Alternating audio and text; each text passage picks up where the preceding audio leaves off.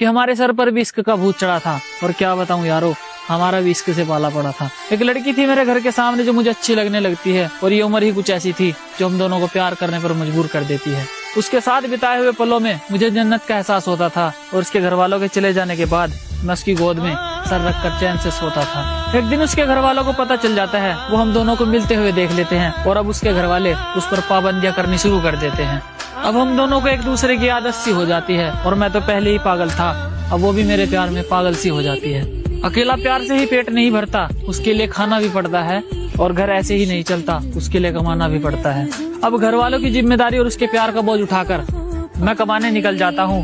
मैं जल्दी ही वापस आऊंगा, मेरा इंतजार करना, ये कहकर मैं बाहर आ जाता हूँ। उसे मेरी आदत थी तो वो मेरा इंतजार कैसे करती, और मैं उसकी मजबूरी समझता था। उसके पास तो फोन भी नहीं था, तो मुझसे बात कैसे करती। मेरा काम में मन नहीं लगता, अब मैं घर जाने की ठान लेता हूँ, और उसके पास जाकर लिपट लिपट कर रहूंगा। मैं उसके पास जाने की ठान लेता हूँ। घर आते ही छत पर चढ़ जाता हूँ, और वो मुझे नजर आती है।